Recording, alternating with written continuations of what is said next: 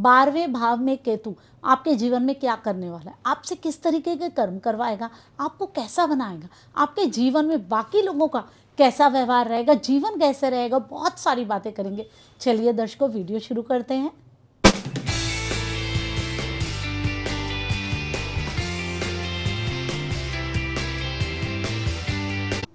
प्यारे दर्शकों, ओम नमः शिवाय, कर कर महादेव। प्यारे दर्शकों, आपका स्वागत है मेरे यूट्यूब चैनल में। मैं रमा जोशी, ज्योतिषी, रेकी हीलर, वास्तु कंसल्टेंट, अंकशास्त्री और ऑरा रीडर।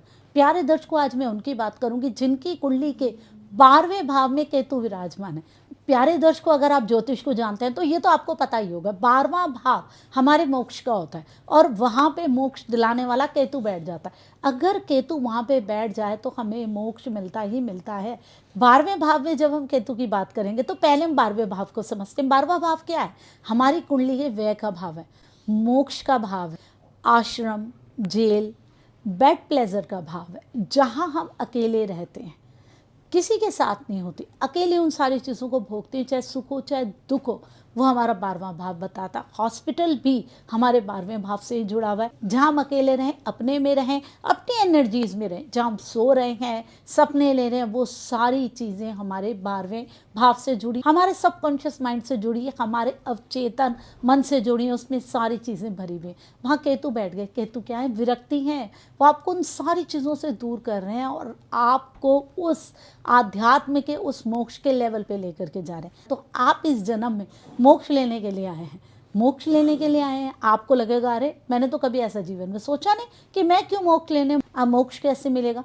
मोक्ष तो तभी मिलेगा ना जब आप अपने जीवन की सारी समस्याओं को सुलझा लेंगे, सारे भोगों को ले लेंगे, सारे सुखों को ले लेंगे और उसके बाद आप उन चीज़ों से ऊपर उठ जाएंगे। ये सारी चीज़ें अब आपने जीवन में करनी है। अब आपका व्यवहार कैसा होगा कि आप काम कर रहे हैं, हर एक के साथ जुड़ रहे हैं, आपको जीवन में बहुत संघर्ष करना पड़ेगा। छठे भाव में आपके राहु है जो कि संघर्ष करवाएगा। जब 12वें भाव में आपके केतु बैठा है और उसने आपको सारी चीज़ों से ऊपर उठाना है तो संघर्ष तो मिलेगा।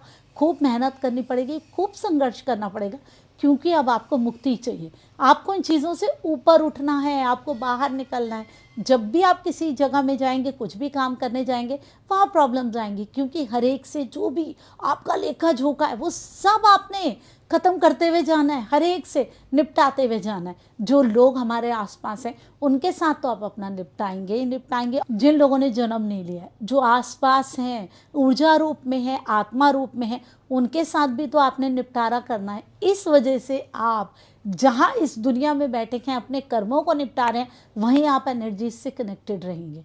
आपकी इंट्यूशन लेवल बहुत अच्छा होगा। वो आत्माएं जो कि आसपास हैं उनके साथ भी आपको अपनी चीज़ें निपटानी है, तो आपके काम में और उलझन जाएंगी और निपटाना पड़ेगा आपको ज़्यादा चीज़ों को, क्योंकि वो भी आपके साथ जुड़ेंगे, वो भी तो आपको निपटाना है ना, तभी तो मोक्ष मिलेगा।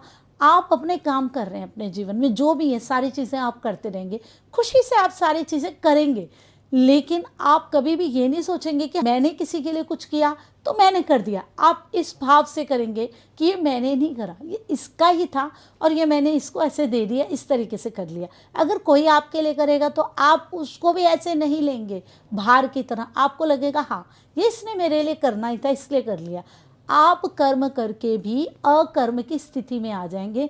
मोक्ष तभी मिलता है जब हम इन चीज़ों से ऊपर उठ जाएं, मोह से ऊपर उठ जाएं। ना तो आप किसी चीज़ों में मोह रखने वाले हैं, ना आपको किसी चीज़ों को करके अच्छा भी आप कर रहे हैं तो भी इतनी सेटिस्फेक्शन होने वाली है, क्योंकि आपको लगेगा ये तो इसका ही था, मैंने क्या कर लिया। आप थोड़े उलझे हुए रहेंगे, आप हमेशा बंधे हुए रहेंगे। किस चीज़ में? कि कहीं मैं ऐसा तो नहीं कि कोई और बोझ अपने ऊपर ले लूँ, कोई और निपटारा नहीं कर पा रहा हूँ या कर पा रही हूँ। आप इस भाव में रहेंगे। केतु इस भाव में आपको आसपास की एनर्जी से जोड़े रखता है, आपके इंट्यूशन लेवल को बहुत हाई कर देता है। जीवन में शुरू से ही आपको संघर्षों का सामना करना पड़ता है। लोग आपसे ज़बरदस्ती बिना मतलब की दुश्मनी निकालते हैं। क्यों निकालते हैं? क्योंकि पिछले जन्म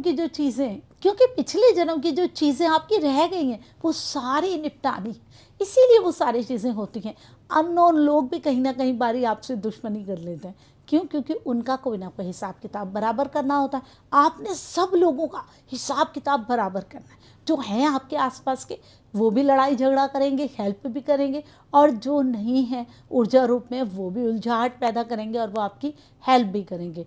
आप इस जीवन में एक ये कह लो कि अब आपको ये लगता है कि मैं इस थोड़े से ही जीवन में बहुत कुछ करने के लिए आया हूँ या आई हूँ। आपके अंदर हमेशा भाव रहेंगे। आप हमेशा उस आध्यात्मिक ऊर्जा, उस सच्चिदानंद से जुड़े रहेंगे। आपको पता है कि मुझे वहाँ जाना है, मुझे उस जगह जाना है, मुझे सारी इन चीज़ों से मुक्त होना है। और ये भी आपको देखना, ये जो आपका योग बन रहा है ना, कि आपके नवांश में भी बन रहा है, तभी चीज़ें पूरी तरीके से फलित होती हैं। नहीं भी हो रहा तो कुछ उसका 12वें से संबंध आ रहा हो, तभी पूरी तरीके से चीज़ें फलित होंगी। लेकिन आप अंदर से उलझे रहेंगे, हमेशा इंट्यूटिव रहेंगे, एनर्जी से कनेक्ट होते रहेंगे और अपने कर्मों को ऐसा करने वाले हैं। लेकिन जो भी आप जीवन में संघर्ष करते हैं ना, उसमें आपको विजय मिलने वाली है। कॉम्पिटिशन्स के एग्ज़ाम में, कंपटीशन के एग्ज़ाम्स में आप पास होते रहते हैं। आपके दुश्मन कभी भी आपसे जीत नहीं पाते हैं। आप हमेशा हर चीज़ों से जीतते हैं। आप अपनी बीमारियों को, अपनी समस्याओं को खुद ही ठीक करने वाले होते हैं।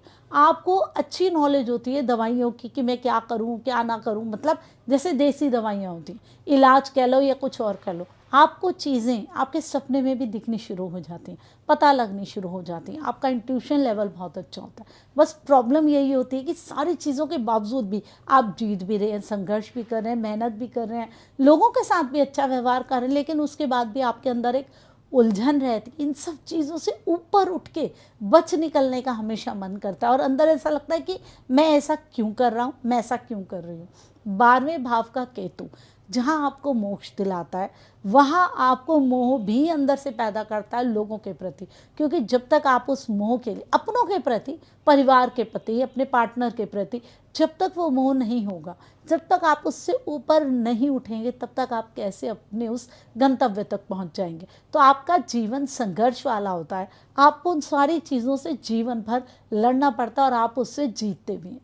तो बताइए प्यारे दर्शकों, आपको मेरी वीडियो कैसी लगी? वीडियो अच्छी लगे लाइक ज़रूर कीजिए, कमेंट ज़रूर कीजिए। अगर ऐसी बहुत सारी वीडियोस देखना चाहते हैं, मेरे चैनल को सब्सक्राइब कर दीजिए। ओम नमः शिवाय, हर हर महादेव।